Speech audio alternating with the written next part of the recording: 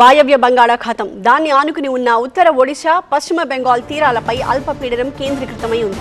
అల్పపీడనానికి అనుబంధంగా ఉపరితల ఆవర్తనం విస్తరించి ఉంది.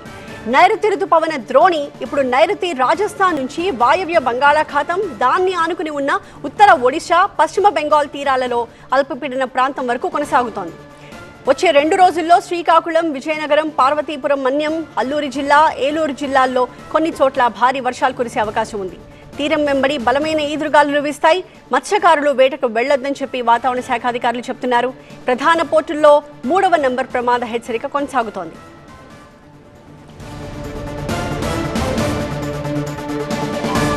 వాతావరణ శాఖ అధికారుల హెచ్చరికలకు సంబంధించిన అదనపు సమాచారాన్ని మా సీనియర్ కరెస్పాండెంట్ ఖాజా వివరిస్తారు.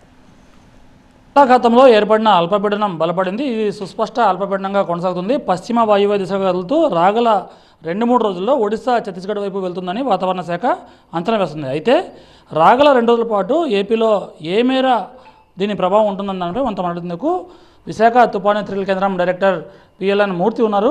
చెప్పండి సార్, ఈ అల్పపీడనం ప్రస్తుతం ఏ ప్రాంతంలో కేంద్రీకృతమైంది? దీని ప్రభావం ఏ మేర ఉండబోతుంది? నిన్నటి వాయువ బంగాళాఖాతం మరి దాన్ని ఆనుకున్న ప్రాంతాల్లో మన అల్పపీడనం ఈరోజు పొద్దున్న 5:30 గంటలకి అది సుస్పష్టమైన అల్పపీడనంగా బలపడింది. ఇది ఇప్పుడు పశ్చిమ వాయువ్య దిశగా ఇప్పుడు అది ఒడిశా మరియు ఛత్తీస్గఢ్ మీదుగా నెక్స్ట్ 3 days ఇది మూవ్ అవుతూ ఉంటుంది. ఓకే, మరియు మనకి ఇప్పుడు నైరుతి ఋతుపవన ద్రోణి చూస్తే అది రాజస్థాన్ నుండి మధ్యప్రదేశ్ మరియు ఛత్తీస్గఢ్ అండ్ ఒడిశాల మీదుగా ఇప్పుడు ఈ సుస్పష్టమైన అల్పపీడనం వరకు కొనసాగుతుంది.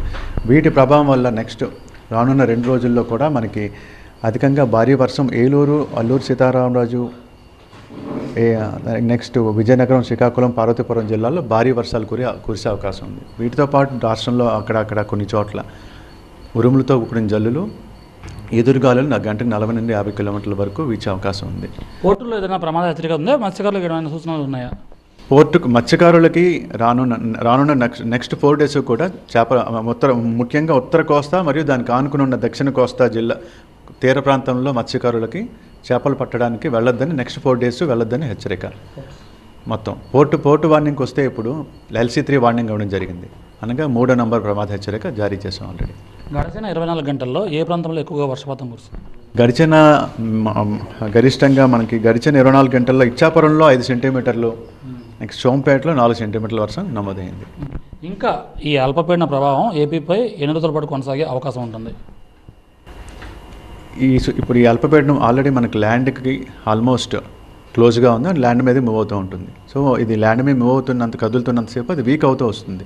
సో మ్యాక్సిమం నెక్స్ట్ ఈరోజు రేపు నెక్స్ట్ 48 hours ఉండే అవకాశం ఉంది. సో ఇది ఓవరాల్గా అల్పపీడనం బలపడినప్పటి క్రమంగా భూభాగంపైకి వస్తుంది కాబట్టి దాని ప్రభావం క్రమంగా తగ్గే అవకాశం ఉంది. అయినప్పటికీ రాగల 2 రోజుల పాటు ఏపీలో చాలా చోట్ల ఓ మోస్తరు నుంచి భారీ వర్షాలు కురిసే అవకాశం ఉంది. ప్రధానంగా శ్రీకాకుళం, అల్లూరు సీతారామరాజు జిల్లా, పార్వతీపురం, మన్యంతో పాటు విజయనగరం, ఏలూరు జిల్లాల్లో ఓ మోస్తరు నుంచి భారీ వర్షాలు కురిసే అక్కడక్కడ అవకాశం ఉందని వాతావరణ శాఖ నిపుణులు అంచనా వేస్తున్నారు. ఇదే క్రమంలో తీరం వెంబడి బలమైన ఎదురుగాలు ఉంటాయి కాబట్టి సముద్రంలో మత్స్యకారులు ఎవడు వేటకెళ్ళొద్దని సూచిస్తున్నారు. అలాగే ప్రధాన పోర్టుల్లో 3వ నంబర్ ప్రమాద హెచ్చరిక జారీ చేశారు. కెమెరా పర్సన్ బాబుతో ఖాజా, TV9 విశాఖపట్నం.